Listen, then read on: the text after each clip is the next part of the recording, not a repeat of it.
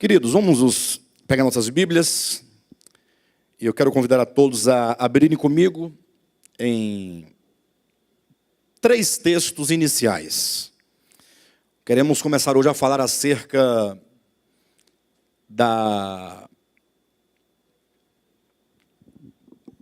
de Cristo Jesus enquanto o caminho. Queremos apresentar o aspecto judicial da obra de redenção de Cristo, não é? Quero que os irmãos abram inicialmente a Escritura no Evangelho de João, capítulo 14. Os irmãos também podem abrir a Escritura no livro de Romanos, capítulo 6, versículo 23. E também podem abrir a Bíblia em 1 Coríntios, capítulo 15. Queridos, vamos ler um por um, né? Vamos ler primeiramente João, capítulo 14, a partir do versículo 1. O contexto aqui é um contexto em que os discípulos de Cristo estavam muito entristecidos, angustiados. Isso em razão do momento em que Cristo manifesta, mediante o seu falar, e até mesmo no seu semblante, o momento que ele iria sofrer a morte na cruz do Calvário. Porque a expectativa dos discípulos de Cristo era que ele fosse o Messias, e a visão, portanto, que eles tinham do Messias, de acordo com a leitura que eles faziam do Antigo Testamento, é que o Messias haveria de vir para libertar o seu povo Israel das mãos dos inimigos. Quando nós lemos o Antigo Testamento, se vocês lerem com atenção, sobretudo a partir ali de Abraão, há uma promessa de que Israel habitaria uma terra, né? Deus daria uma terra para aquele povo e que eles seriam uma nação eleita, uma nação separada, uma nação santa, uma nação exclusiva, inclusive, né? Uma nação exclusiva de Deus em detrimento a todas as demais nações. Daí você vai perceber que toda a história do povo de Israel é uma história em que Israel se coloca em relação às demais nações como sendo uma nação preferida de Deus em detrimento às outras nações. O que consiste num grande equívoco, porque, na verdade, Deus escolheu, sim, Abraão, Isaac, Jacó, para desses patriarcas constituir uma nação, mas essa nação era para ser uma nação de sacerdotes. O que implica ser uma nação de sacerdotes? Que seria uma nação para servir aos homens, às demais nações, para conduzir os demais homens a Deus. O papel do sacerdote não é este, de conduzir os homens a Deus? Quando nós lemos lá a história dos sacerdotes, quando Deus separa ali os filhos de Arão para serem os sacerdotes, eles não representavam o povo de Israel em relação a Deus? Então, se a nação de Israel seria uma nação de sacerdotes, implicava que eles foram uma nação escolhida para conduzir o restante das nações a Deus. Isso é tão verdade que a própria Escritura diz, né? Deus falando para Abraão: em ti serão abençoadas quantas famílias? De onde? Todas as famílias da terra. Em outras palavras, Israel seria ou deveria exercer um papel para ser uma bênção para as demais nações. Mas eles não compreenderam a sua própria história, se orgulharam, tanto é que eles traziam na carne o sinal da circuncisão, que fez com que eles tinham aquilo como um grande orgulho. Ou seja, se eles tinham a marca na carne da circuncisão, então eles tinham como se fosse a garantia. Se não tivesse a marca, no caso dos gentios, que não tinham a circuncisão, então estavam fora das promessas de Deus. De maneira então que os judeus, com o tempo, e ao longo da sua história, das suas lutas, das suas batalhas, né? Israel viveu toda a sua história com muitas batalhas contra as nações, contra os inimigos, a começar ali pelo Egito, depois por toda a terra de Canaã, depois a Síria, Babilônia, Ou seja, toda a história era uma história de batalha. Então, os judeus tinham uma expectativa e uma esperança messiânica. O Messias virá para nos salvar dos nossos inimigos. Eles não compreendiam bem como compreendem os cristãos, que o Messias veio para nos salvar dos nossos pecados. Eles não tinham uma esperança exatamente orgânica do problema da queda, de que era necessário que viesse o Salvador para nos libertar dos inimigos, mas dos inimigos da alma, da carne, né? Que é o mal, que é o pecado, as trevas. Não, eles entendiam uma teocracia, literalmente falando, um reino, mesmo terreno, cujo rei tivesse todo o poder para executar juízo contra as nações inimigas. Tanto é que não foi por uma nem duas vezes, vocês podem observar nos evangelhos, que os judeus tentam, até os próprios discípulos, eles tentam promover a ascensão de Cristo ao trono de Davi, para o cumprimento. Todavia, chega num dado momento, depois de 3 anos e meio de ministério, depois que Cristo manifesta o poder sobre as águas, o mar, sobre os ventos, sobre demônios, sobre enfermidades. Então, ele ressuscita Lázaro, né? Sobretudo, que a ressurreição de Lázaro foi um dos maiores milagres de Cristo, porque já estava há 4 dias, não somente morto, mas sepultado, cheirando mal. Então, foi o ápice do ministério de Cristo. E isso é tão verdade que os próprios gregos, ou alguns gregos, foram buscar a Cristo, querendo saber quem é este homem, porque é alguém extraordinário. Os gregos, no capítulo 12 de João, eles procuram por Jesus, porque Jesus chegou no auge da manifestação da sua divindade, embora dentro do tabernáculo humano, aos homens. Então, quando os discípulos estão naquela expectativa, agora o reino vai chegar, Jesus começa a se entristecer em sua alma. Se juntarmos o texto de Lucas capítulo 9 com João capítulo 14, o que nós vamos observar? Jesus ele começa a caminhar em direção a Jerusalém. E diz o texto de Lucas capítulo 9, salvo engano, versículo 57, ou é 51, está naquela região, os irmãos podem conferir. Diz que o Senhor Jesus demonstrou a intrépida resolução no seu rosto de ir para Jerusalém. Mas qual é o sentido dessa informação? Ele está determinado a ir para Jerusalém. É porque ele sabia que ele ia, e ao chegar lá, ele seria preso. E seria, em seguida, crucificado. Ele sabia da obra que ele veio realizar. Jesus não estava, e nunca esteve em nenhum momento enganado quanto àquilo que ele veio realizar aqui na terra. Eram os discípulos, os hebreus, os judeus, que não tinham uma compreensão correta acerca do papel do Messias, sobretudo o papel da salvação em relação ao pecado. Mas Cristo sabia.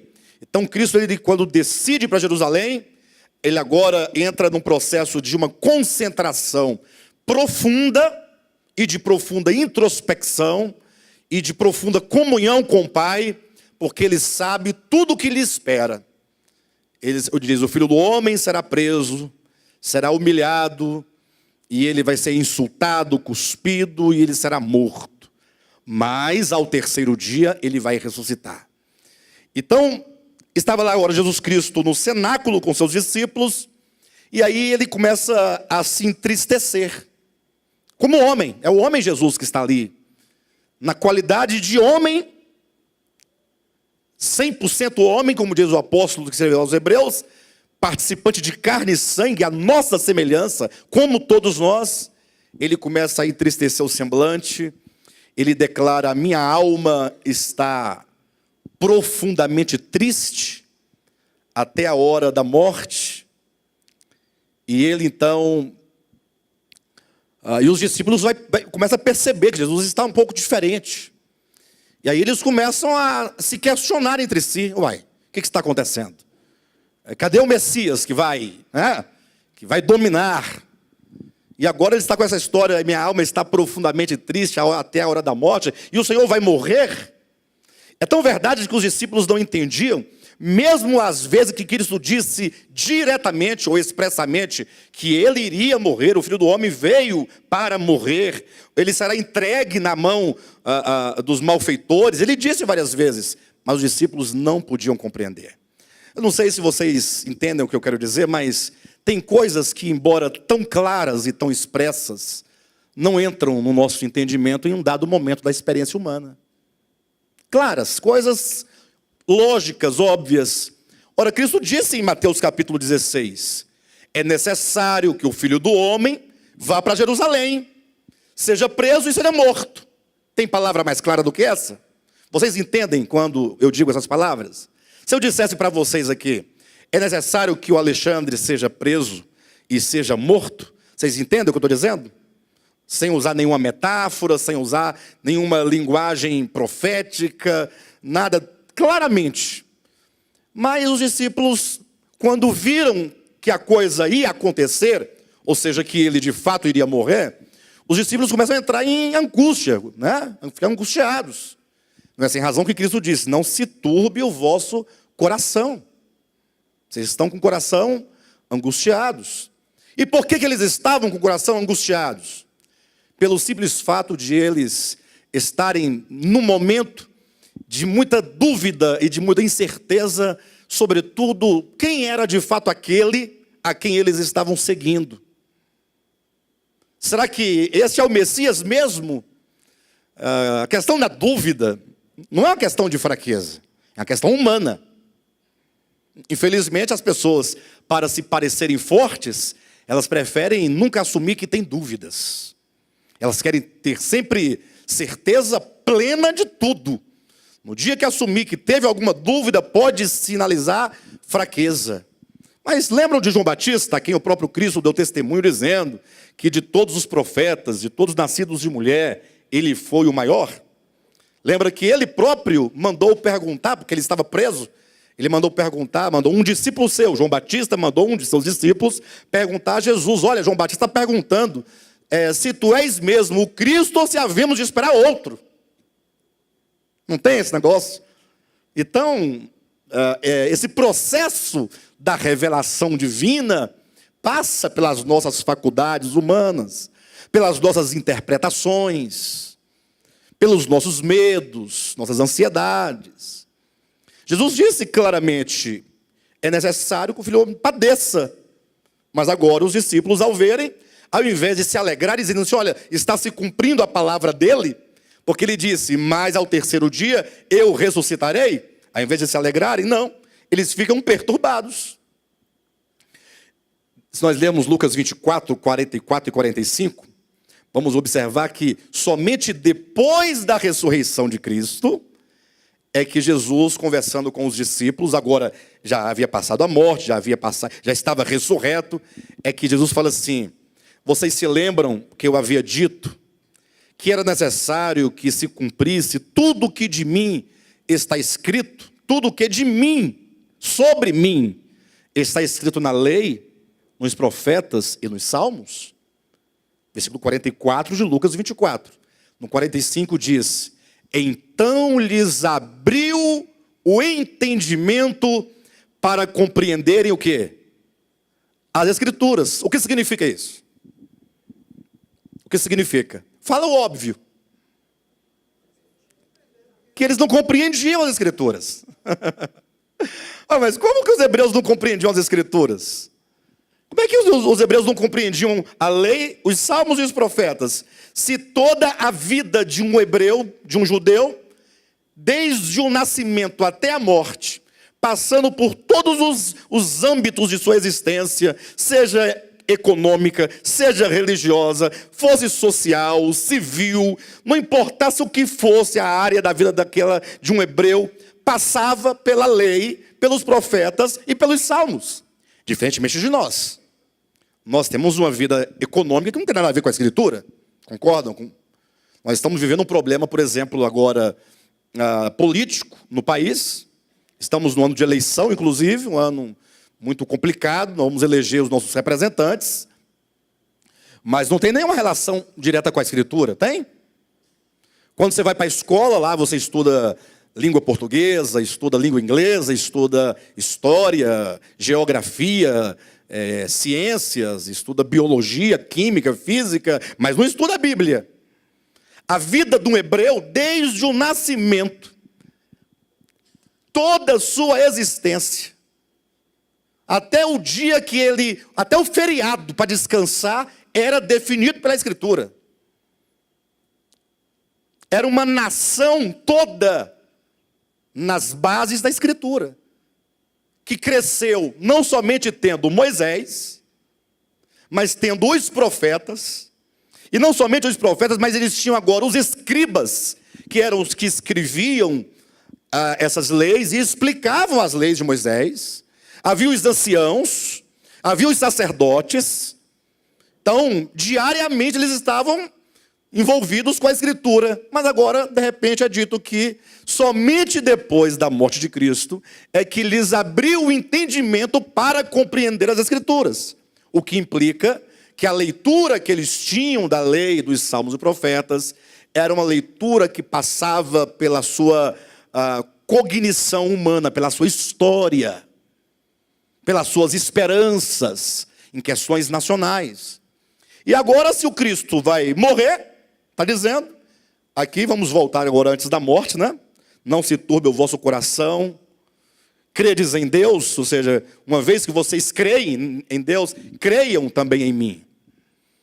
Aí os discípulos estão angustiados, Jesus vai explicar para eles que a morte dele, a morte que ele haveria de sofrer, a morte física na cruz do Calvário, embora não seja em si mesma uma coisa positiva, porque levar chicotada não é em si mesma uma coisa positiva, é? Ser cuspido, insultado, mas ele queria confortar o coração dos discípulos, como que dissesse, essa minha morte não é simplesmente um sofrimento banal. Vocês não devem olhar para a minha morte como sendo, coitado de Jesus, vai ser preso, vai ser cuspido, vai ser insultado. Jesus falou assim, olha, vocês têm que compreender que eu vou para o Pai, essa minha morte implica eu ir ao Pai, mas ele não já estava lá, ele não sempre foi Deus eterno. Não, mas ele se veste da humanidade, é como homem. É este homem que ele toma, do qual ele se veste, que vai agora ser levado ao Pai. Ou seja, será o primeiro homem. Vou repetir as palavras de Hebreus capítulo 2. Aquele que participou de carne e sangue, a nossa semelhança. Quando eu falo nossa semelhança, quer dizer que tinha nervos, músculos, carne, sangue, igualzinho a você. E o verbo se fez carne, ó, e habitou entre nós.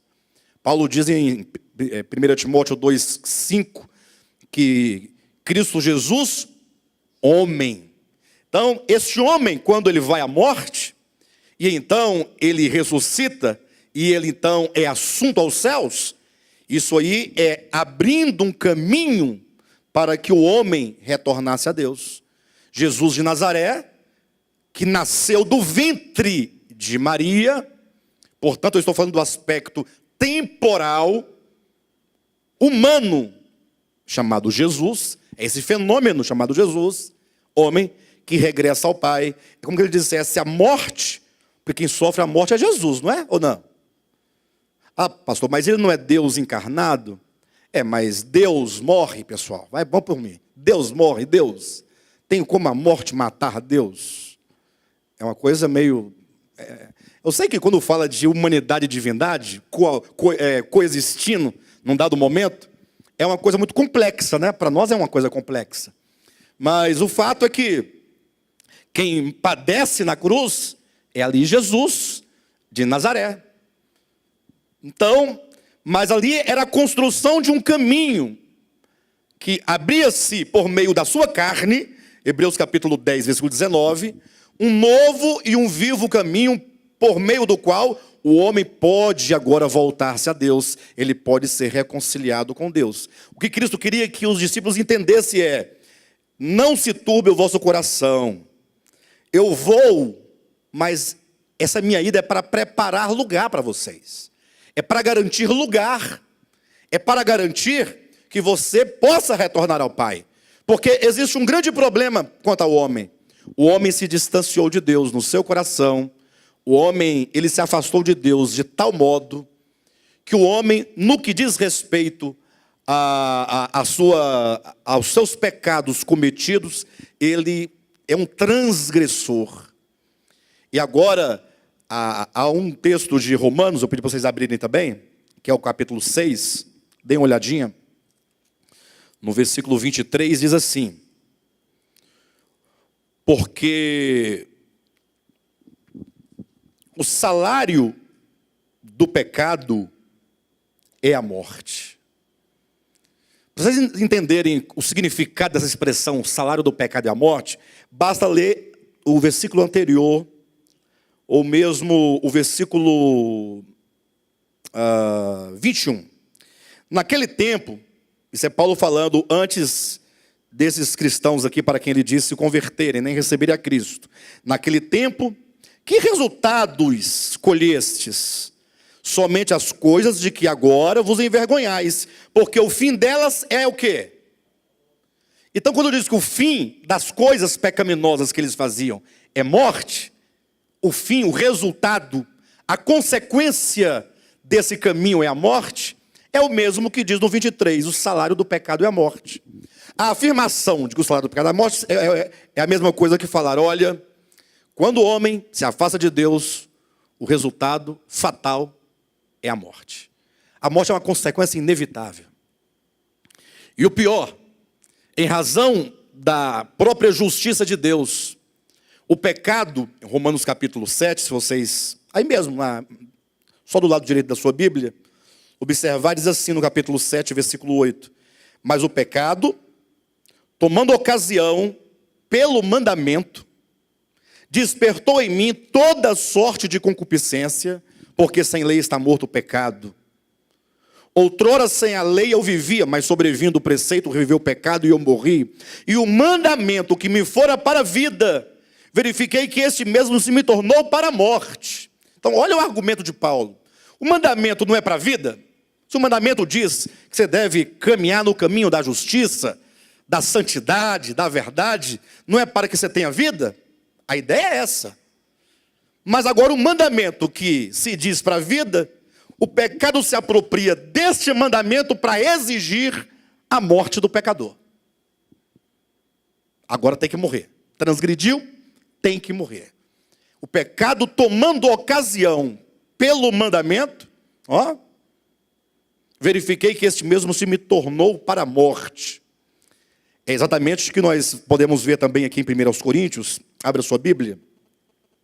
No capítulo 15, é o outro texto que eu pedi para vocês abrirem. Interessante que o capítulo 15 fala sobre a ressurreição. O capítulo da Bíblia que trata sobre a ressurreição, sobretudo acerca da ressurreição de Cristo, como sendo a ressurreição que garante que todos os que creem nele serão também ressuscitados, traz uma explicação interessante sobre a morte. Capítulo 15.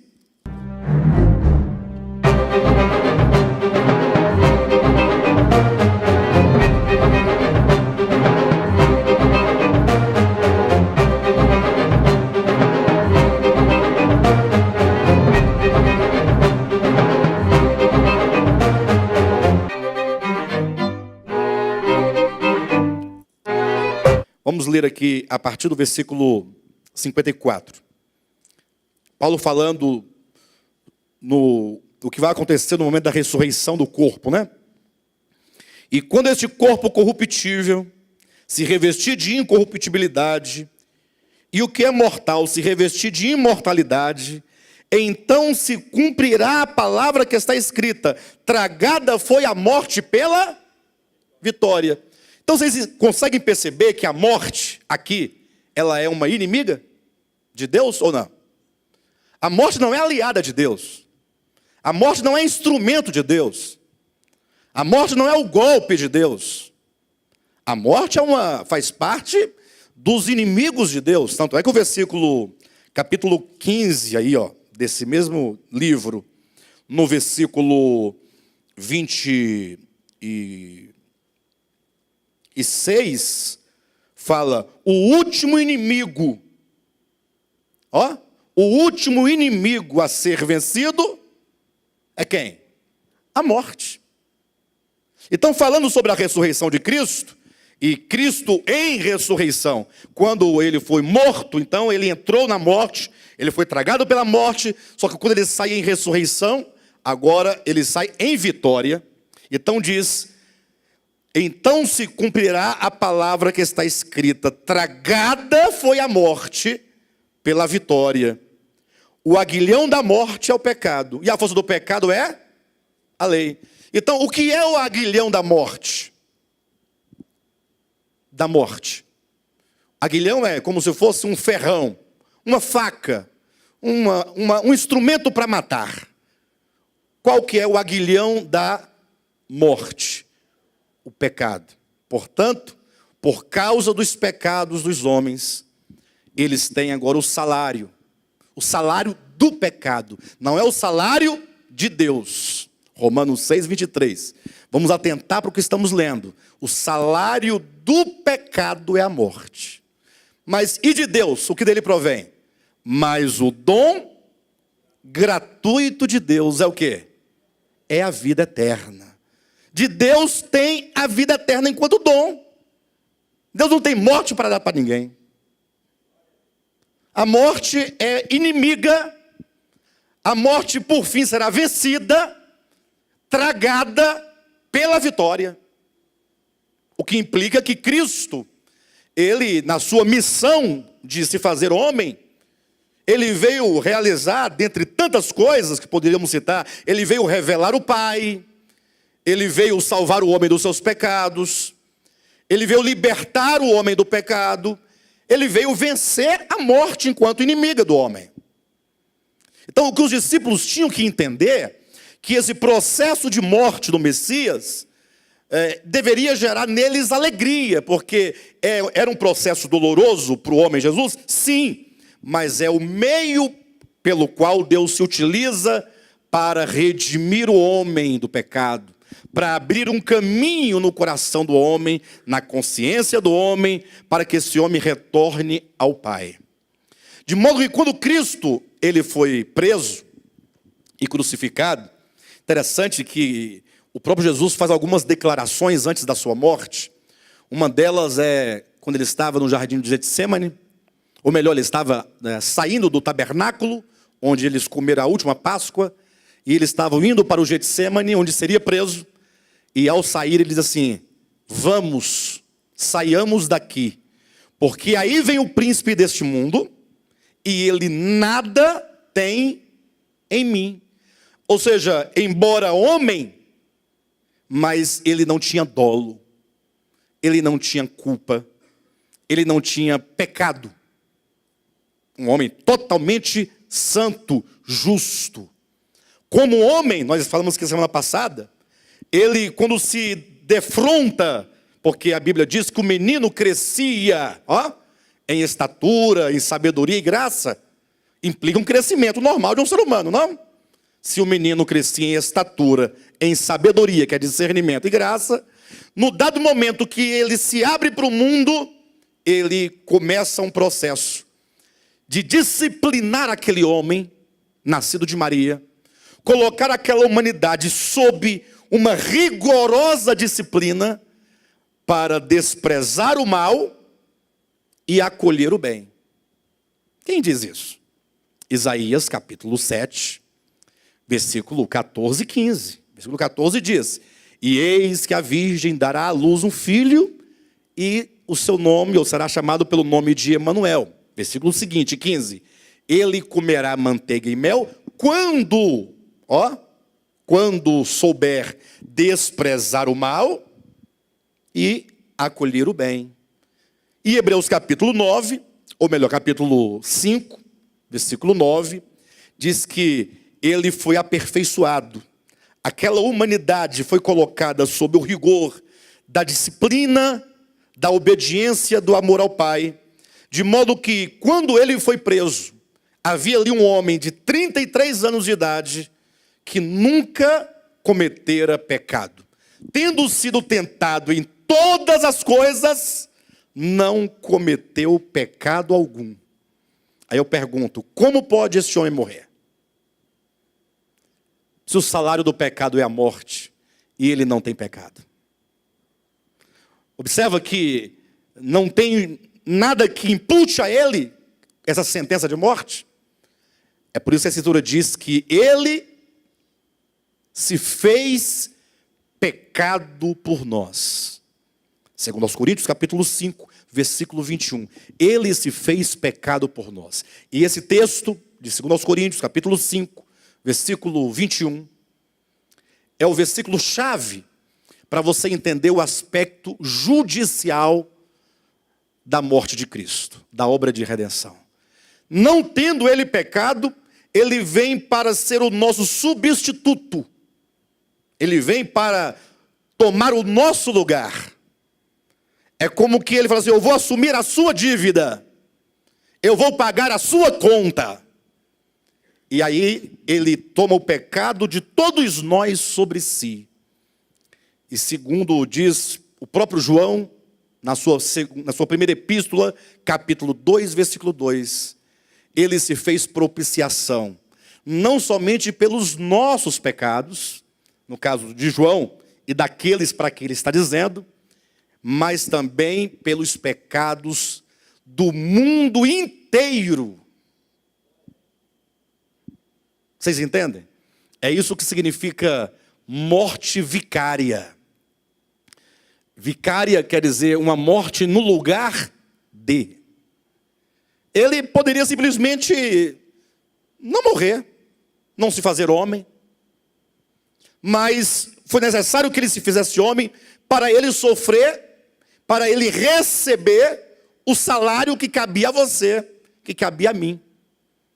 De sorte que quando então ele passa por todo o processo de morte, ele desce ao Hades como todos os mortos deveriam descer. Basta que você leia Atos capítulo 2, como são muitos textos, é bom que vocês anotem e leiam em casa. A mensagem depois ela é sempre postada na internet, vocês podem ouvi-la tantas vezes quantas forem necessárias para vocês irem acompanhando ponto a ponto. Atos 2, quando Pedro faz aquele primeiro discurso, a partir do versículo 14 em diante, ele diz, olha, falando sobre a morte de Cristo, ele diz que Cristo desceu ao Hades. Por quê? Porque quando as pessoas morrem, elas descem ao Hades. E Jesus morreu, ele deveria descer ao Hades. Isso também o próprio Cristo também falou em Mateus capítulo 12, 40. Paulo vai tornar a repetir isso em Efésios 4, versículo 7, 8 e 9. Pedro vai falar isso na sua primeira epístola, no capítulo 3, versículo 18, 19 e 20. Ele fala esse mesmo momento em que Cristo desce. Então ele morre. E agora, porque ele é um substituto, e ele não está pagando o seu próprio pecado, ele agora tem o poder de reaver a sua vida. O que nós chamamos de ressurreição, Jesus vai dizer em João capítulo 10, quando ele fala aquela parábola do bom pastor, né? Ele fala assim, o Pai me ama, porque eu dou a minha vida pelas ovelhas, ou pelas minhas ovelhas, e eu dou para reavê-la. Então, ele agora, como ele é a própria vida, agora ele ressurge dentre os mortos.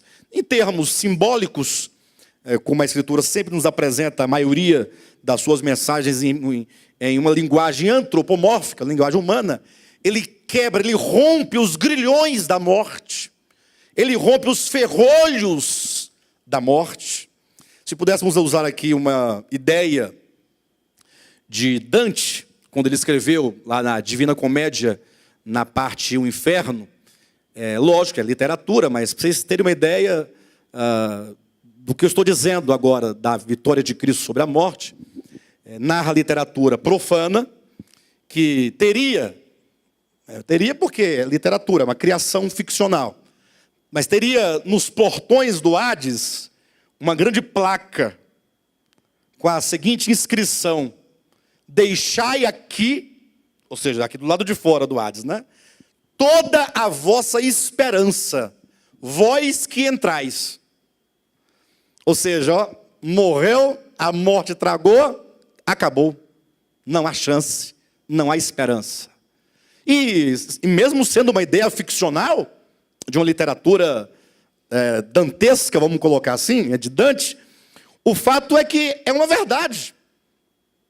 A grande questão é que aquele que entrou naquele dia, e Pedro diz que ele entrou cantando, era a própria vida que estava sendo tragada pela morte, para dela sair em ressurreição. Então, usando essa linguagem humana, voltando para o texto bíblico, ele rompe os ferrolhos da morte. É para mostrar o poder sobre a morte. E agora ele sai em ressurreição. E não somente ele sai em ressurreição, mas aí se cumpre, neste momento da sua ressurreição, quando ele sai das regiões mais baixas da terra e começa a sua ascensão. A ascensão de Cristo não começa do Monte das Oliveiras para cima. Que geralmente a gente costuma falar que Cristo ascendeu do Monte das Oliveiras, né? Dali. Mas, se vocês observarem que ele desceu, e não somente se fez homem, mas tendo se feito homem, ele morreu e desceu às regiões mais baixas da terra, Efésios 4:7. Então, a sua ascensão começa desde as regiões mais baixas da terra. Ou seja, é ali que começa o que Pedro vai chamar em Atos capítulo 2 de os caminhos da vida.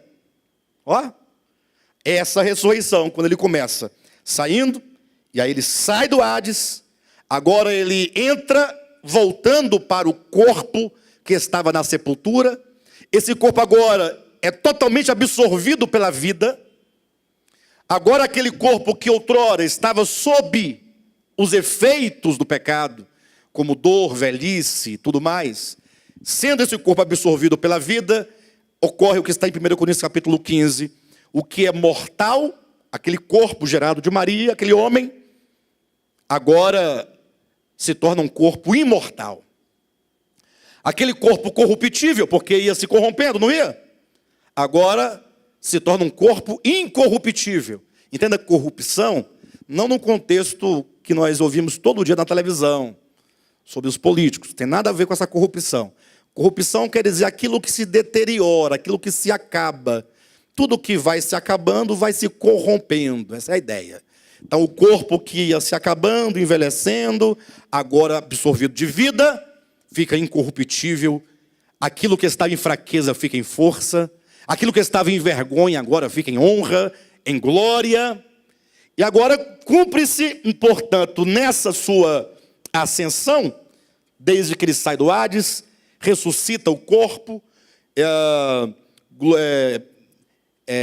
transforma aquele corpo, agora em um corpo incorruptível, imortal, em glória e em honra.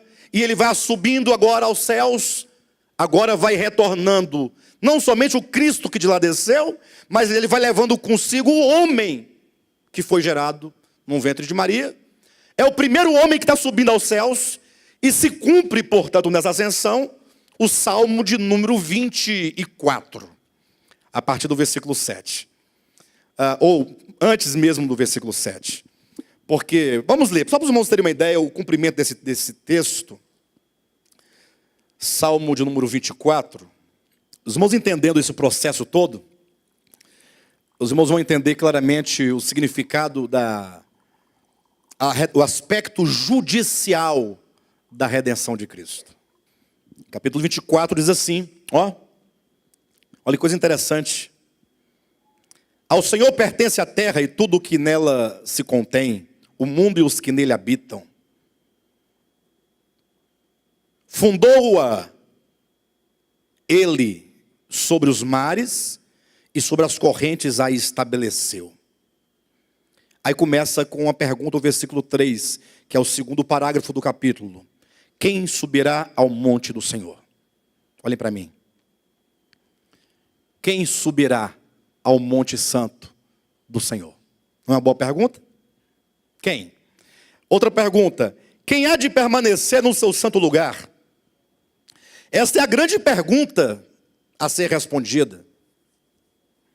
Quem é essa pessoa que pode ir ao Pai, ir aos céus, voltar a Deus, retornar à sua casa, de onde um dia ele saiu por causa do pecado? Quem é este?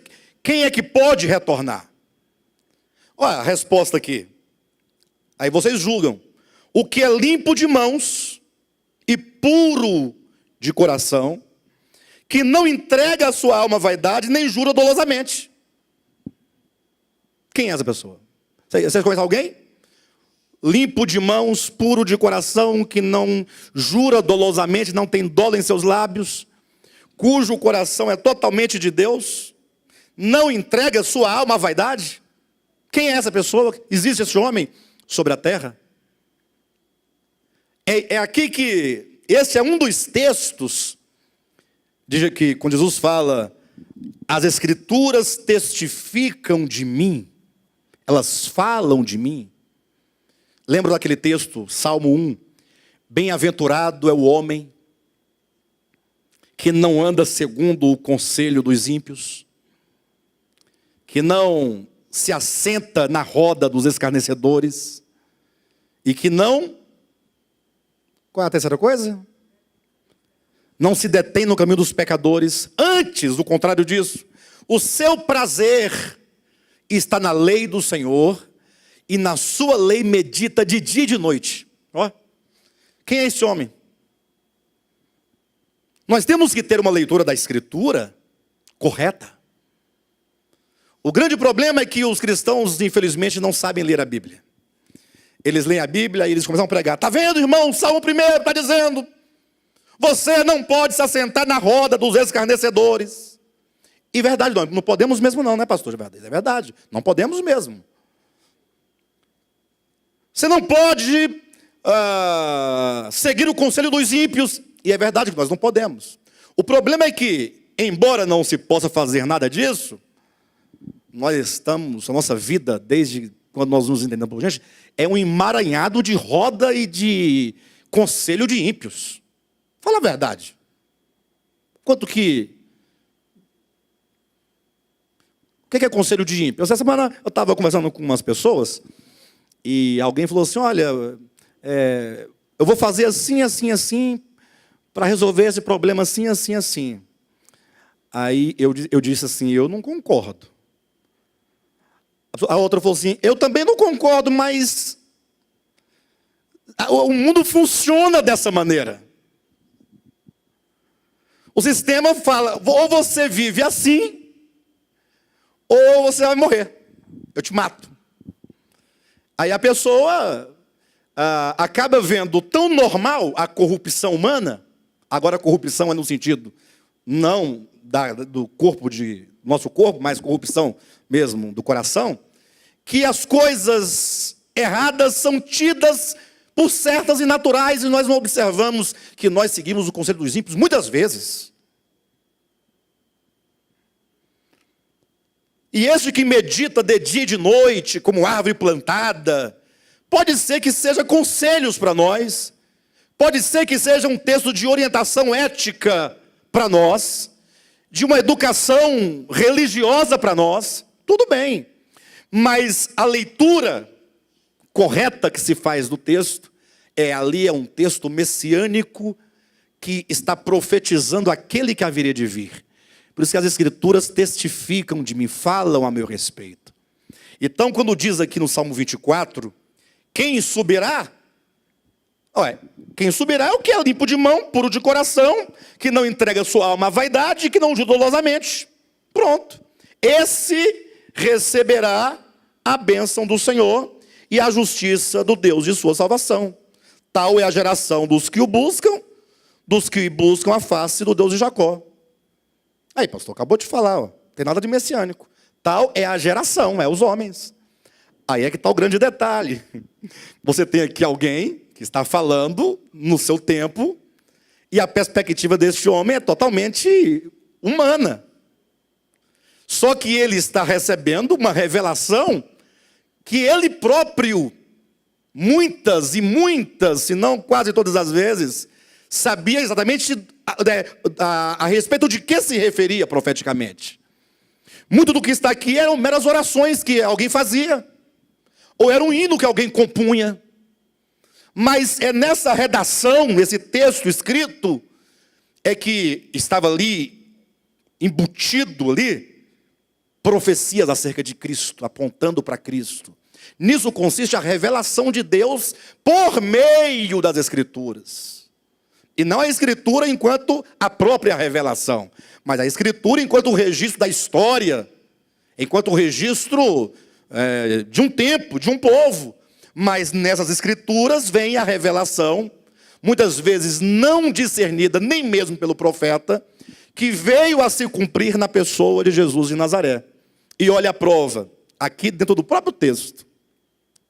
Versículo 7. Levantai, ó portas, as vossas cabeças. Não parece que mudou o assunto? Porque começa assim, ó. Vamos. Hã? Parece que é outra coisa, é outro assunto, é outra ideia. Essa pessoa começa falando uma coisa, depois já mudou o assunto. Então vamos lá. Capítulo 24, versículo 1 e 2. O Senhor é o Criador. Entenderam? Olha na sua Bíblia, o Senhor é o Criador. Daí ele salta para um assunto que parece não ter nenhuma relação com os dois primeiros versículos. Quem subirá? Mas já está, agora a questão é quem é que vai subir ao Monte Santo. Olha, quem vai subir é esse que fundou os céus e a terra. Que na história se faria homem, e agora, na qualidade de homem, ele subirá, porque ele é o único dentre todos os homens, limpo de mãos, puro de coração, que não jura dolosamente, que não entrega sua alma à vaidade.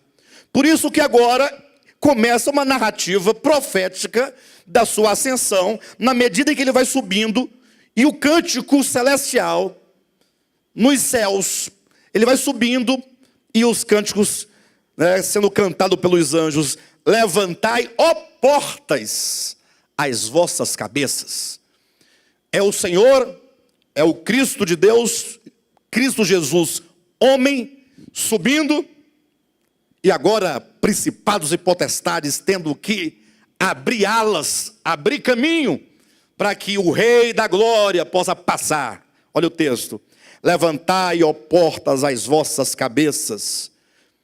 Portas têm cabeça? E tendo cabeça as portas, elas levantam suas cabeças?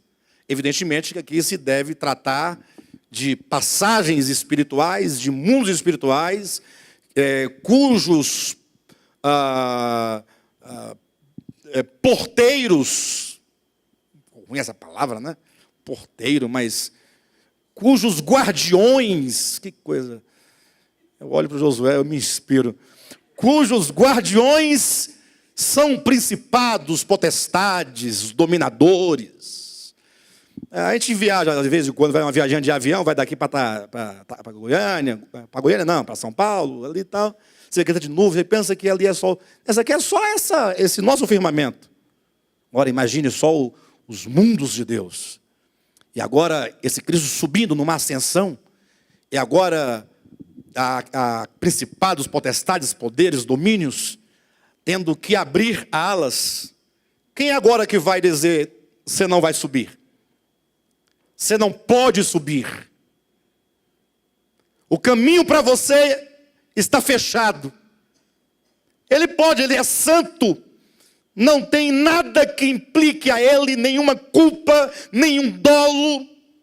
Não tem, a lei não pode fazer nada contra ele, senão aprová-lo. Puro, santo, reto, um homem totalmente. Aí ele vai subindo, ó. Levantai, ó portas, as vossas cabeças, levantai-vos, ó portais eternos, para que entre o Rei da Glória. Quem é o Rei da Glória? É o Senhor forte e poderoso, o Senhor poderoso nas batalhas.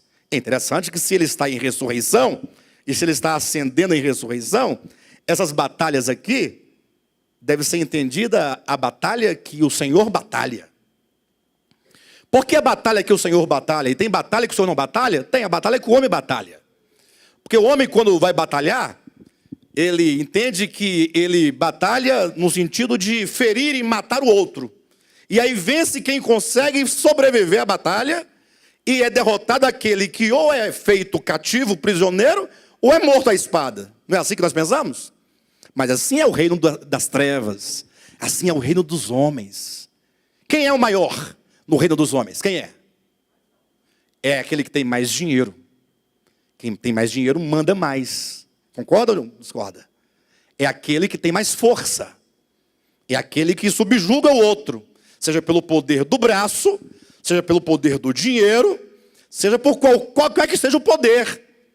Jesus disse que no reino dos homens, o menor serve ao maior.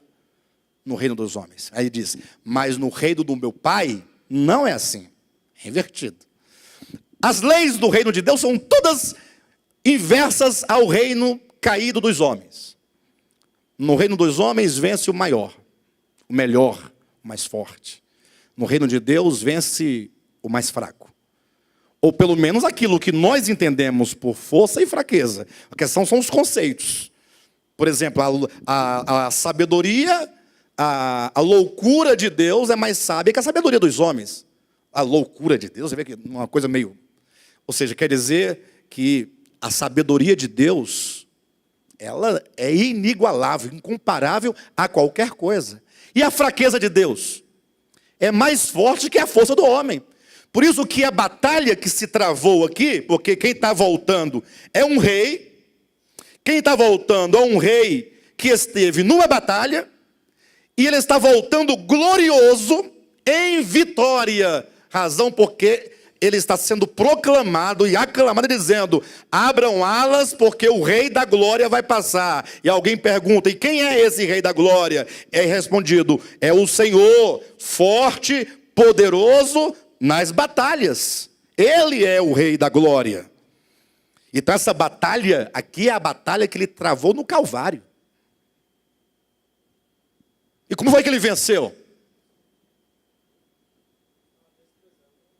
Lembra como foi que ele venceu? Ele estava na cruz, ele falou, Pedro, não seja covarde, Pedro. Pegue agora a sua espada e comece agora a lutar contra esses soldados. Chame os demais discípulos, reúnam um grupo de pessoas e me tirem daqui. Foi isso? Ele mesmo disse, se eu quisesse, eu pediria ao meu pai, ele mandaria. Falta de anjo com espada não é.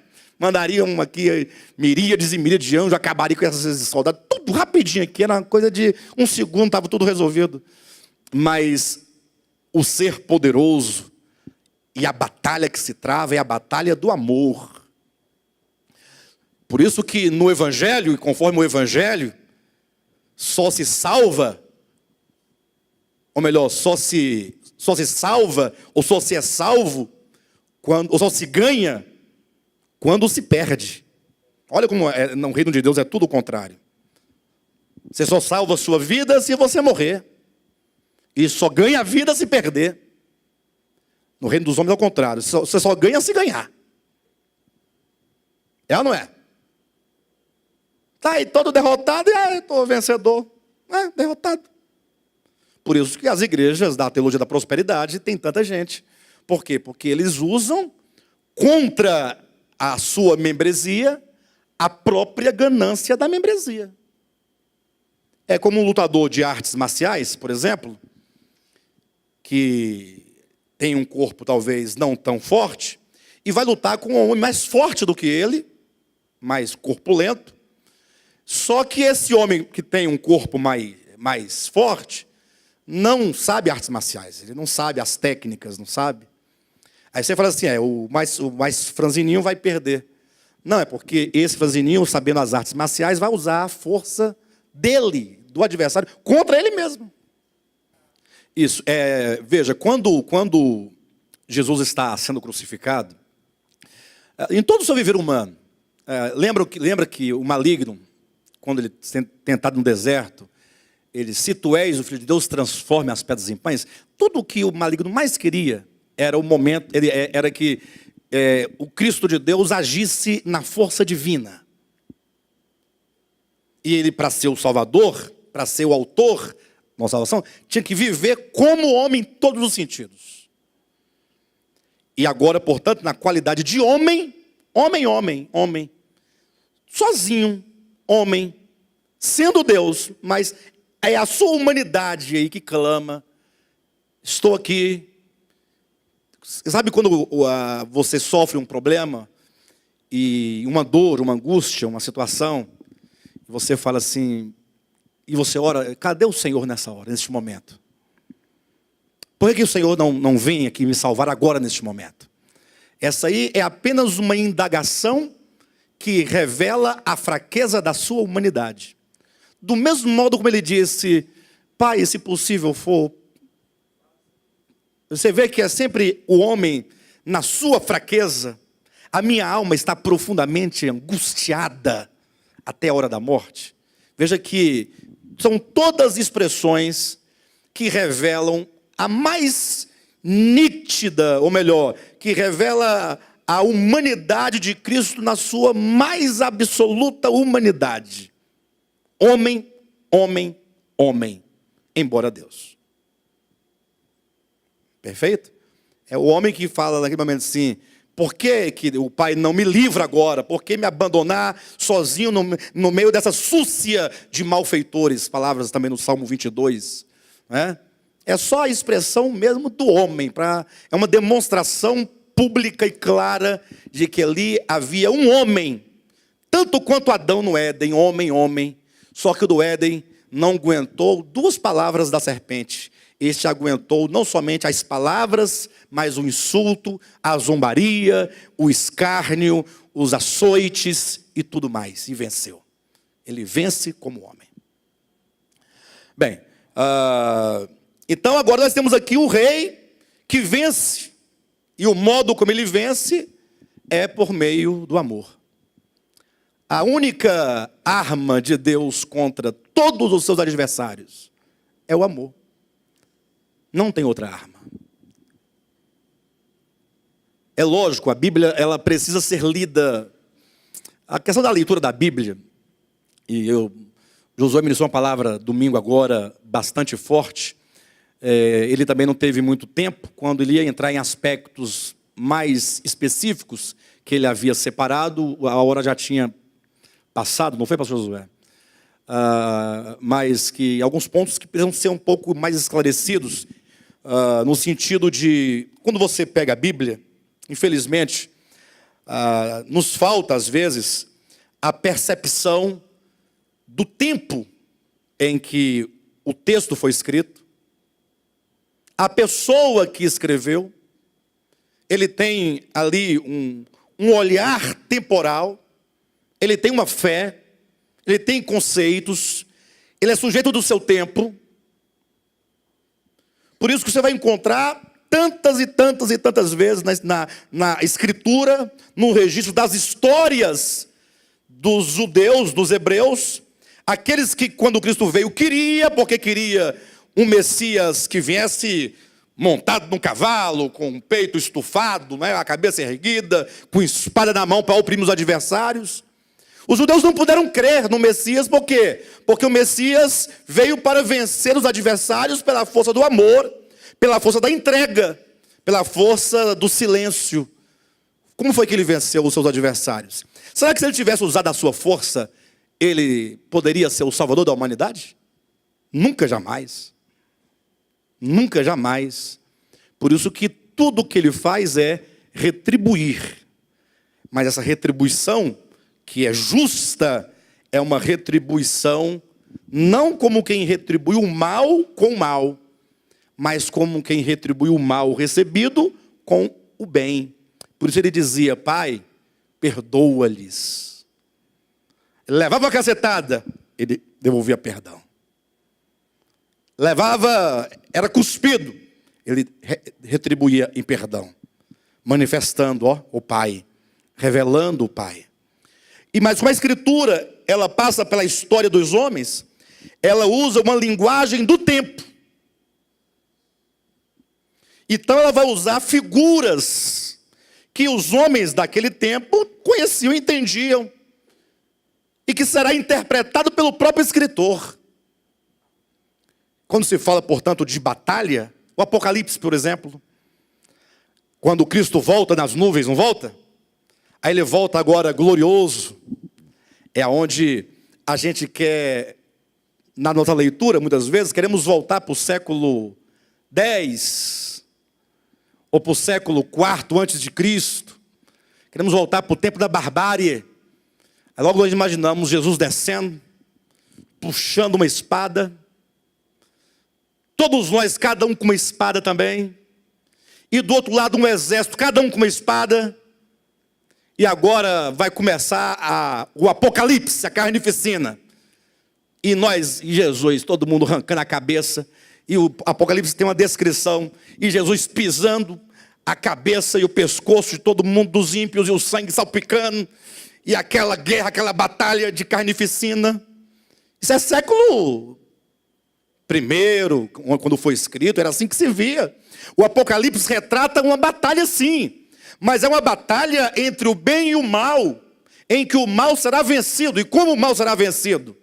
A perspectiva, o Apocalipse, que tem uma subestrutura, ou uma estrutura mais interna, que deve ser lida como sendo um fio orgânico do Apocalipse, diz: Cristo vencerá os seus inimigos com a espada que sai da sua boca. É com essa espada que ele vai ferir. O que é a espada que sai da boca? É a palavra de Deus. Deus não precisa puxar a espada para matar homem. É igual você pegar, por exemplo, um facão para matar uma formiga. Tem lógica você pegar um facão de 1,5 metro de comprimento, bem afiado. Agora eu vou matar aquela formiga. Não tem nem sentido uma coisa dessa. Deus não precisa de fazer isso. Agora a palavra de Deus pronuncia o juízo. E quando a palavra de Deus pronuncia o juízo, a sentença é fatal. Porque pode passar os céus e a terra, as palavras de Cristo não passam. A palavra de Deus não falha. Nunca falhou e nem vai falhar. A do homem pode falhar, de Deus nunca. Como nós sabemos, qual que é a grande sentença contra o diabo e seus anjos? O lago de fogo. Serão lançados aonde? No lago de fogo. Aí você fica imaginando a ordem sendo dada para cada anjo pegar cada uma das almas ou dos homens e dos ímpios e lançando num tacho de fogo. E o tachão de fogo. Não é assim que a gente imagina? Sim ou não? Ah, pastor, eu imagino assim porque está escrito assim. Esse é o problema de como você lê. Será que existe um tacho? Fala para mim, em nome de Jesus. Cheio de fogo e enxofre, para as almas ficarem lá se queimando neste fogo ardente. E Deus olhando, fala: está vendo? Eu avisei. E eu quero até fazer uma declaração para vocês. Olha, eu os amo de verdade, porque sou amor. Eu amo demais vocês. Vão ficar aí queimando esse fogaréu que eu preparei para vocês, que eu mesmo joguei. Assim, eu não queria, né? Mas eu amo demais da conta. Mas vai ficar aí porque eu sou justo. Amo muito, viu? E nós vamos agora cantar nossos hinos aqui. Gente, por favor, essa é uma leitura muito arcaica da Escritura. A Bíblia foi escrita num decorrer de 1.600 anos. Aí você tem que compreender que fogo na Bíblia tem significado. E fogo eterno tem significado. Fogo primeiro, sinal de juízo.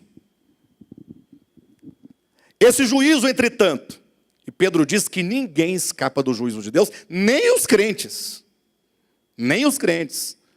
Ah, mas eu sou salvo em Cristo? Nem eles escapam do juízo de Deus. Lógico, esse juízo, que conforme Pedro coloca são os sofrimentos, é Deus nos passando pelo fogo, e esse fogo tem um sentido, primeiramente, de nos corrigir. O sofrimento nos corrige, o sofrimento ele endireita o coração, ele corrige, ele quebra a dureza. O homem, Deus vai colocando o homem em situações humanas mesmo, dos sofrimentos que não é Deus que causa, são os homens que causam, são nossos caminhos que causam. E Deus vai permitindo que tudo aconteça. Por isso que muitas vezes você fala: por que Deus não ouve a minha oração e não me tira desta circunstância na qual me encontro? Ora, é porque essa circunstância você precisa dela. Tratamento. Aí esse fogo, que é um juízo, fogo enquanto juízo, para purificação, para o seu aperfeiçoamento.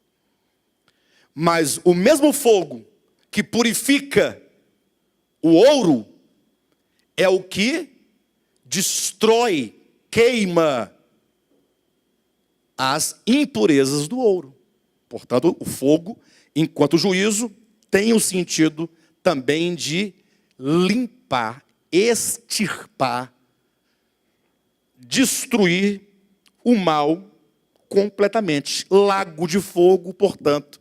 E o próprio Apocalipse faz questão de não deixar dúvida: serão lançados no lago de fogo, vírgula, a saber, eu vou explicar, vírgula, lago de fogo não é um tacho de fogo, é a segunda morte.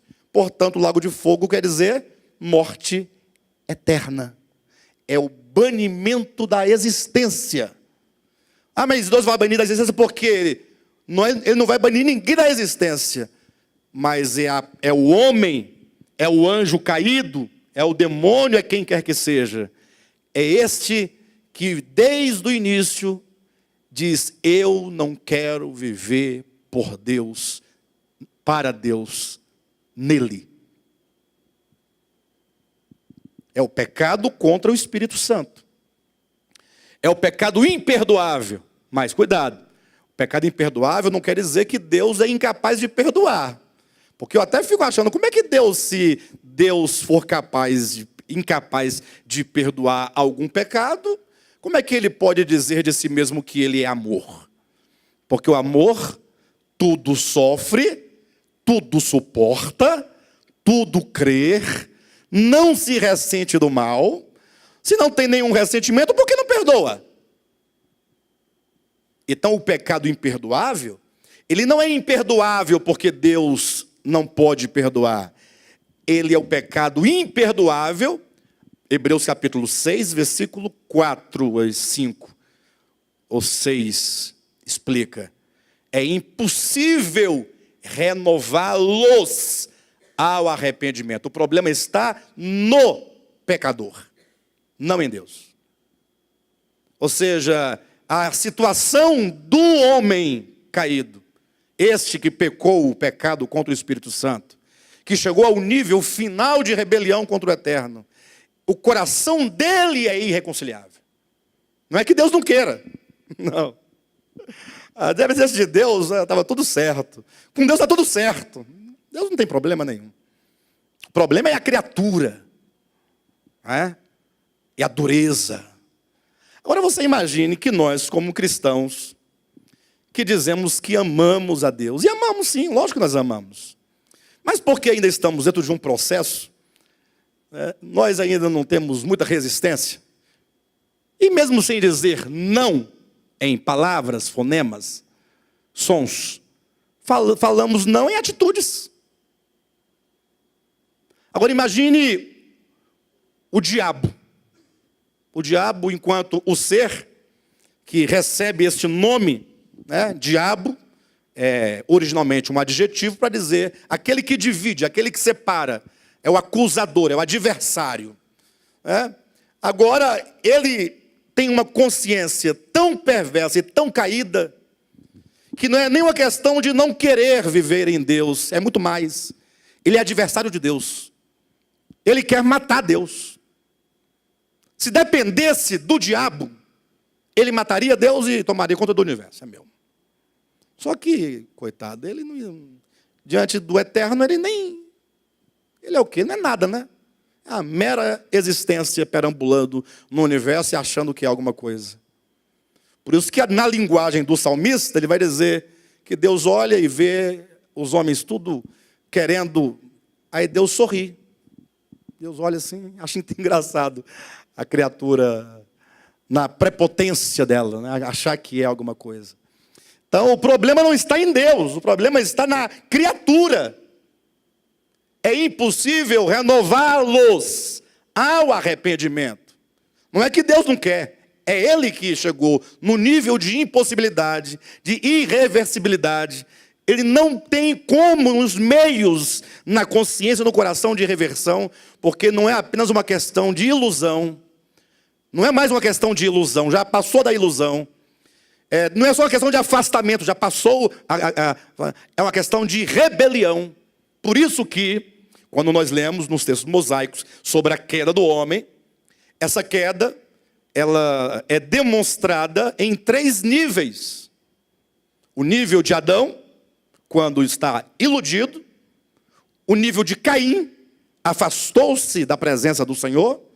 E o nível de Nimrod, que se rebelou contra o Eterno, pondo-se nas pontas dos pés para encarar a Deus. E, como diz o texto, valente caçador diante de Deus. Não é diante no sentido de que ele era um caçador e Deus era... Diante quer dizer na cara de Deus. Ele pegou o arco dele, a flecha, e falou assim: eu vou matar o Senhor, vou acabar contigo. É o significado do valente caçador, literalmente se lê na cara de Deus, na face de Deus, no rosto de Deus. É aquele que olha cara a cara e desafia. Que é um mero protótipo do anticristo, do 666, que é a formação de um humanismo dentro de todas as religiões que as torna uma só, embora sejam muitas dos seus mais variados dogmas, e não importa qual seja o dogma, desde que o centro seja o homem, e o homem seja colocado ali para ser adorado, servido, tudo está resolvido. Então agora, quando esse Cristo de Deus, ele volta vitorioso, e ele venceu porque morreu. Passou, mas não foi porque ele ressuscitou? Sim, mas ele ressuscitou porque morreu. Quando ele diz: eu sou a ressurreição e a vida, ele mostra esses 2 momentos. A vida é o que ele é na sua essência eterna. A vida que a tudo gera. E ressurreição, porque agora essa vida se faz criatura, entra na morte para dela sair. Quando ele sai da morte, ele é a ressurreição. Aí ele volta, sai vitorioso, e agora vai entrando um homem na glória. E este homem, ele entrando na glória, agora o seu nome deve ser pregado. E é nesse ponto que nós vamos entender algo chamado, que nós, quando eu falo nós, não especificamente eu e esse ministério, mas a maioria dos teólogos, dos que estudaram os temas, chama de o aspecto judicial da redenção. É esse homem que entrou um homem, não tinha nenhum homem. Agora entrou um primeiro. Ele é o primeiro a entrar, porque ele venceu. Então ele tem todos os atributos e as atribuições daquele que pode entrar, daquele que pode retornar ao Pai, tranquilamente. Nenhum outro homem tem. Agora, o Evangelho, é ordenado que se pregue o Evangelho desse Cristo, de modo que quem nele crer será salvo. Não é isso mesmo, não? Sim ou não? Por isso que nós falamos, se a pessoa que crer no Evangelho, ela está salva. Mas em que sentido se diz que ela está salva? Essa é uma pergunta que nós temos que responder. Porque às vezes você fala assim: o fulano recebeu a Cristo. Ninguém tem dúvida que o fulano creu em Cristo ou crer em Cristo. Mas muitas vezes as obras, as atitudes, o procedimento não é de um salvo. Vocês concordam comigo? Aí, para que ninguém fique assim um pouco triste ou chateado, ou acho que eu esteja mentindo, é só você ler o livro de 1 aos Coríntios. O que você vai encontrar ali? Paulo, no momento, diz: eu escrevo essa carta aos santos que estão em Corinto. Ai, que maravilha, os santos de Corinto. Eu vou conhecer os santos de Corinto. Pela carta eu vou conhecer. Aí ele fala: ó, santos de Corinto, estou sabendo que há no meio de vós um adúltero tal que está cometendo incesto. E não temos ouvido falar disso nem no meio dos ímpios, dos incrédulos, mas está correndo no meio dos santos. Mas como pode ser isso? Incesto? Acontecer de um jovem ter relações sexuais com a mulher do seu próprio pai? Não sua mãe diretamente, mas a mulher do seu pai. Está certo isso? Mas por que Paulo diz os santos de Corinto? Problemas e problemas de casamento na igreja de Corinto. Paulo tem que resolver os problemas. Explicar, ensinar, orientar, ajudar. Irmãos com problema de divisão. Eu sou de Paulo, eu sou de Cefas, eu sou de Apolo. Os grupos, as seitas. Nós não temos que ser de ninguém, nós temos que ser pelo Evangelho. É o Evangelho de Cristo. Inclusive eu, Alexandre, não quero, eu já declarei algumas vezes e torno a falar, há uma tendência natural dos cristãos de seguirem o pastor, né? Não me sigam, não quero ninguém me seguindo. Agora eu quero um tanto de gente seguindo comigo a Jesus Cristo. Entenderam ou não? Eu seguindo a Cristo e muita gente comigo também seguindo a Cristo. Nosso alvo é o Senhor. Mas na igreja de Corinto, os santos, mas tinha problema de facção dentro da mesma igreja. Havia em Corinto problema de judicial. Um irmão que colocou outro na justiça. Não sei se era uma dívida, se foi um trabalho que não foi pago. Tinha alguma coisa ali que eles estavam levando um ao outro na justiça humana para resolver essa disputa, essa demanda. Vocês entendem? Mas são santos. Aí, se eles são os santos, é porque, e aí diz, os santos em Cristo. Paulo, ele vai cunhar essa expressão, é ele que cunha a expressão em Cristo. Entenda essa expressão, em Cristo. Toda vez que você lê os textos paulinos, você vai encontrar dezenas de vezes em Cristo, em Cristo, em Cristo. Ou seja, porque nós cremos nele. Não no sentido meramente de acreditar na história dele. Isso não é crer. Talvez meu tempo não dê para explicar isso para vocês hoje. Mas é o crer enquanto aquele que é, e aquele que existiu entre os homens, e aquele que andou entre os homens, aquele que procedeu entre os homens, aquele que falou para os homens. Crer é no sentido de falar assim, olha, Cristo Jesus foi a coisa mais estranha que já pisou nessa terra. Por que mais estranha? Que tudo que ele falava e tudo que ele fazia não tinha nada a ver com o que os homens pensavam e achavam que era o certo, que era o correto.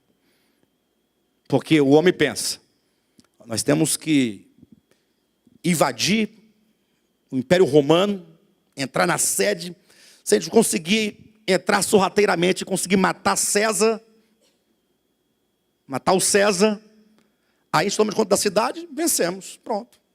Não é assim que se pensava? Ou não? Como o homem pensa? Conquista, é ou não é?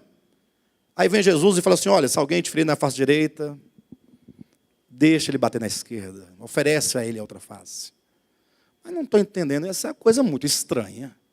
É muito estranha, porque não tem. Vai de encontro ao que a humanidade pensa. Porque o homem pensa segundo a sua consciência caída. Aquilo que está não somente instaurado, mas sedimentado na alma humana. Aí Cristo vai desconstruindo. Aí os judeus guardando o sábado, né? Todos felizes. Deus mandou guardar o sábado. Está lá, gente, ó. Gênesis capítulo 2, versículos 1, 2 e 3. Porque no sétimo dia Deus concluiu a obra que tinha feito e santificou o dia de sábado e tal, e tal, e tal, e tal. Depois vai para Êxodo 16, Está lá o povo de Israel colhendo espiga no sábado. E aí lá vai Deus dizendo, não pode. Até quando vocês vão ficar aí transgredindo meus mandamentos? Aí chega em Êxodo 20. Aí vem lá, Êxodo 20, lá, lembra-te do dia do decálogo. Ó, nas tábuas de pedra, um dedo de Deus foi escrito. Lembra-te, em outras palavras, vocês se esquecem com facilidade. Lembra-te, pois, do dia de sábado. Alguém tem dúvida do que está sendo dito? É claro as palavras? Para o santificar. O que significa santificar? 6 dias trabalharás, farás toda a tua obra, mas o 7º dia é o sábado do Senhor teu Deus, é dele, separa para ele. Nenhum trabalho farás. Ah, mas então, e se minha esposa, não sei lá, meu boi, o empregado, nem tu, nem teu filho, nem tua filha, nem o jumento, nem o estrangeiro nas tuas portas, nem o teu jumento leva carga nenhuma. Está claro vocês isso? Por quê? Aí cita Gênesis 2 de novo, volta para Gênesis 2. Está tudo explicado, não tem dúvida nenhuma. Aí está lá Jesus de Nazaré, cura o homem, manda o homem embora, pode levar teu leito na cabeça, não tem problema. Ah, eu moro mais de 1000 metros, pode ir.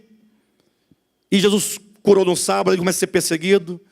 Quando os judeus falam assim, mas por que você permite tudo isso no sábado? Por que você transgride a lei de Moisés? Por quê? Por quê? Por quê? Está escrito aqui. Aí Jesus, simples assim. Vocês estão descansando e vocês estão justificando o descanso sabático porque você disse que o pai descansou, né? Você está dizendo? Pois é. O meu pai, olha para mim. O meu pai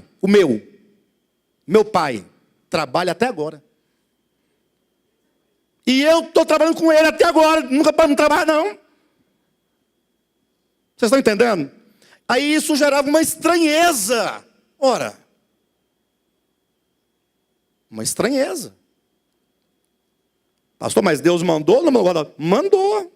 O problema é que eu tenho que compreender que esse sábado aqui é apenas um ensinamento pedagógico, só isso. O sábado tornou-se um fardo. Ninguém pode fazer nada, ninguém pode rir, ninguém pode se mexer, ninguém pode ir na casa do vizinho. Eu estou com fome, se eu acender o fogo me mata, porque lembra de Números 35? Moisés, pegamos um homem que estava apanhando lenha em dia de sábado, o que faz? Calma que eu vou perguntar para Jeová. Aí foi lá, perguntou para Jeová, aí Jeová responde, leva o tal homem para fora do arraial, cada um de vocês pega uma pedra e taca nele. Se vocês forem 1 milhão de pessoas, ele vai receber 1 milhão de pedradas. É para matar apedrejado. Aí vem Jesus e fala, não, meu pai trabalha até agora, gente. Entendam, poxa, o sábado não foi feito, o homem não foi feito por causa do sábado, mas o sábado é para vocês. Sábado é gozo, é alegria. O sábado profetiza o descanso. Vinde a mim, você que está cansado, sobrecarregado, e eu vos aliviarei. E achareis descanso, para as vossas almas. Achareis o sabate para as vossas almas. É muito simples, Jesus não tem problema com ele. Davi entendeu. Davi entendeu, bem, eu não diria, deixa eu corrigir a minha resposta. Davi, ele era um homem bastante sensível a Deus. Davi era alguém que, embora fosse um homem do seu tempo e um homem da lei, Davi, ele tinha um relacionamento de amor com Deus. Ele amava a Deus. E isso faz toda a diferença.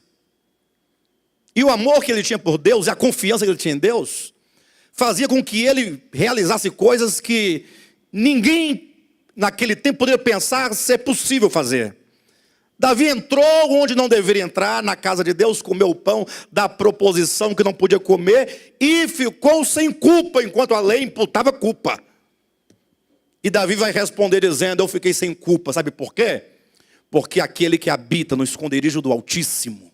Gente, quando eu entrei no templo, eu entendia que aquele templo é o templo da graça, eu entendia, pela intuição espiritual, que o templo não pode ser para condenar, ele está ali para representar redenção. Então eu estou acobertado pela graça e o amor de Deus. E como é que eu vou morrer aqui debaixo do amor do Pai? Aquele que se esconde, aquele que se abriga no esconderijo do Altíssimo, à sombra do Onipotente, descansará. Diz ao Senhor: Tu és o meu refúgio, o meu baluarte, o Deus meu em que eu confio. Pois Ele te livrará do laço do passarinheiro, da peste perniciosa. Ele te cobrirá com suas penas, debaixo das suas asas estará seguro. A sua verdade será escudo e broquel. Tu não temerás o terror noturno, nem a peste que se propaga nas trevas, ou que anda no meio-dia. Cairão 1000 ao teu lado, 10.000 ao teu dia, mas tu não serás atingido. Por quê? Pois disseste, fizeste do Altíssimo a tua morada. Ele não entendia isso. Talvez ele não compreendesse a mensagem da graça na pessoa de Cristo encarnado, que é muito grande. Mas ele tinha esses lampejos de revelação. Tanto é que ele amava tanto a Deus, ele falou assim: eu vou construir uma casa para Deus. A casa de Deus. Olha, no entendimento veterotestamentário que ele tinha. O templo. E ele disse: eu não vou subir ao meu leito, nem darei descanso às minhas pálpebras, enquanto eu não construir uma casa para Deus. Lógico que ele não está querendo dizer que ele não ia dormir à noite, né? O leito deve ser a sepultura e as pálpebras fechadas deve ser a morte. Eu não vou morrer antes de construir a casa para Deus. Foi quando Deus disse: Davi, você não vai poder construir a minha casa. Mas por que, Senhor? Porque você é um homem cujas mãos derramou muito sangue, se batalhou muito, matou muitas pessoas. E suas mãos, portanto, mãos que derramam sangue em batalha, não pode edificar a casa para Deus. Falei assim: tudo bem, mas se eu não posso edificar a casa, mas o material eu vou preparar, deixar tudo preparadinho. Aí deixou todo o material preparado. Davi amava o Senhor. Enfim, então agora aquele que crer no Cristo de Deus, não é na história dele, mas aquele que olha para esse homem Jesus, desde ali a sua encarnação, agora enquanto homem, vivendo, agindo, falando, pregando, tudo o que ele disse. Quando você ouve a mensagem, quando você contempla o viver, e você agora fala: paz, aqui ó, essa coisa que para todo mundo é o que há de mais estranho, este é o único meio, não há outro meio de salvação. Não há salvação sem o amor que esse homem está vivendo, e pregando e ensinando. Porque ele é o contrário de tudo e de todos. Quando se crer no Evangelho, Evangelho enquanto pessoa, não enquanto texto escrito à caneta. Porque tem gente que morre e aí ele se explode por causa de um livro. Tem pessoas que matam por causa de um livro. Sabiam disso? Livro sagrado. Inclusive, fala até mal dos cristãos, porque diz que os cristãos não têm o amor suficiente pela Bíblia, que eles dizem ser a palavra de Deus. Essa religião, né? Eles têm o Alcorão como tal. Aí mata um tanto de gente. Não, talvez não a religião ensine isso, não é isso que eu estou dizendo. Mas muitos, lendo os textos, acabam praticando coisas deste tipo em nome do Deus que ele serve.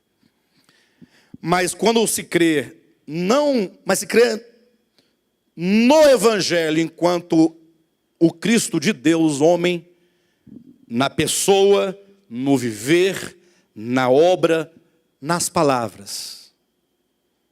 Quando você, mesmo se vendo diferente dele, mesmo ainda distante do que ele é, mas você o tem como única verdade, não há verdade fora de Cristo. Neste momento, todos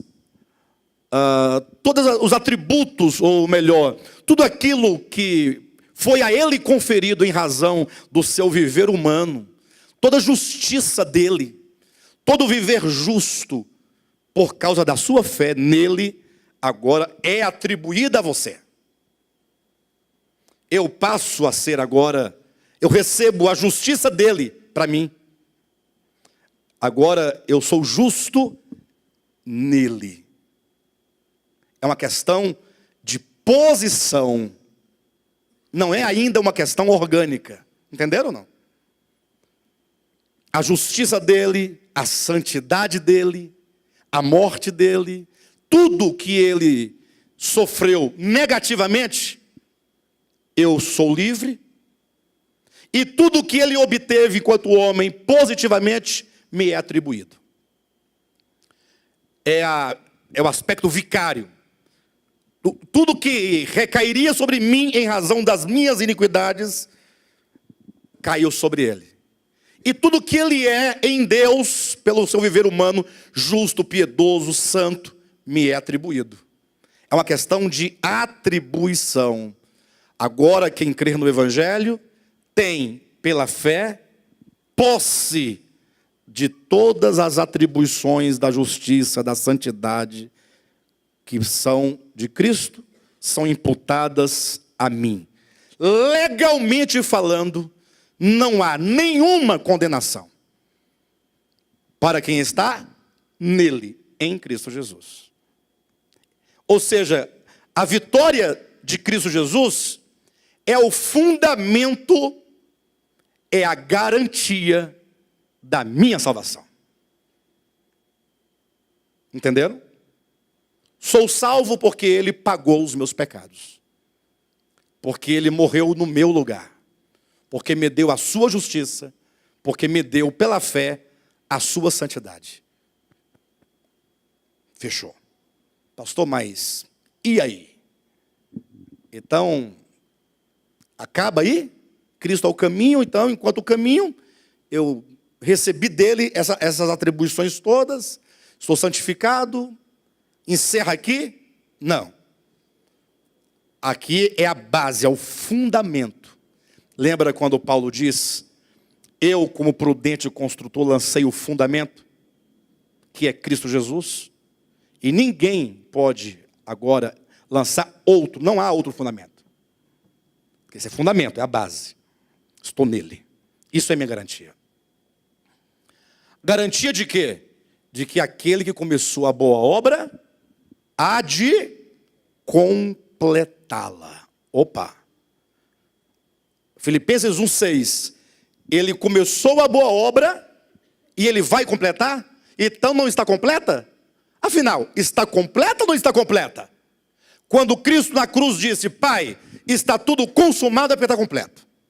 Não resta mais nada a fazer nele. Por isso que ele, ao subir aos céus, o texto sagrado diz, e tudo isso é pedagógico, ele assentou-se. Esse assentar-se quer dizer obra consumada. Porque os sacerdotes no Antigo Testamento tinham que ficar em pé. Todo dia tinha que estar repetindo as mesmas ofertas ali. E aí, agora ele se assentou, ou seja, aqui está feito. Nada mais resta a ser feito quanto à obra de redenção. Agora, existe um trabalho da aplicação desta obra no homem. Agora, esse sumo sacerdote que é Cristo, vai nos conduzir neste caminho de volta ao Pai, passo a passo. Ele nos toma pelas mãos e começa a nos levar de volta ao Pai, na medida em que o evangelho no qual cremos vai sendo constituído dentro de nós. Aí é o que nós vamos chamar de o aspecto orgânico da salvação. Não agora apenas eu vou ter imputada a mim, ou em mim, a justiça de Cristo, mas agora ele vai me tornar justo. Ele vai me dar um novo coração, uma nova consciência. Ele vai tirar o coração de pedra e colocar um de carne. Ele vai tirar a mente ou a consciência caída de Adão e vai colocar a mente de Cristo. Agora, olhem para mim. Vocês concordam comigo que o ser humano, o homem, vocês não entenderem isso, fica muito difícil, mas o homem, ele é construído ou não? Vocês entendem o que eu estou dizendo? O homem é uma construção. Até um pedagogo, que em outra área, que não é a teológica, chegou a afirmar que o homem é um ser eternamente inacabado. Eternamente inacabado. Ou seja, e o próprio Cristo fala a mesma coisa em outras palavras, né? A vida eterna é esta, que te conheçam a ti. Então, toda a vida é eterna é conhecendo. E se é eterna, nunca acaba. Se nunca acaba, nunca conhecerei plenamente. Então, é um conhecer que nunca chegará ao conhecimento final. Mas é um conhecer sempre, um conhecer. E quanto mais conhecemos, mais amamos. Quanto mais amamos, mais nos doamos. E assim, a glória de Deus vai enchendo não somente a terra, mas todos os céus e, enfim, eternidade, coisa maravilhosa. Então, nós vamos, a partir da semana que vem, falar ainda de Cristo enquanto caminho, mas fazendo a abordagem desse aspecto orgânico. O caminho enquanto um caminho em que se trilha, caminho é para caminhar nele, e uma porta pela qual se adentra. Então, há todo esse processo de tirar o coração de pedra e receber um de carne, porque o homem está em construção, não acontece do dia para a noite. Novo nascimento não acontece quando você entra na água do batismo e sai. Não. Eu sei que os teólogos vão dizer que o pastor Alexandre é um maluco porque ele não crê na Bíblia. Vamos dizer isso? Ele não crê. Jesus disse, é necessário nascer de novo. Paulo vai dizer nas cartas dele 1 milhão de vezes que nós nascemos de novo, nós somos nova criatura. Aí a pessoa pega 2 Coríntios capítulo 5. A questão de leitura da Bíblia, entenda. Aquele que está em Cristo. Quem está em Cristo aqui? Certeza? Paulo afirma sobre você. Aquele que está em Cristo é nova criatura. As coisas velhas passaram. E eis que tudo se fez novo. Isso é uma grande verdade. Não há de se falar que isso não é verdade. Agora, olha para a sua vida que está em Cristo. Para o seu dia a dia. Segunda, terça, quarta, quinta, no trabalho, no trânsito.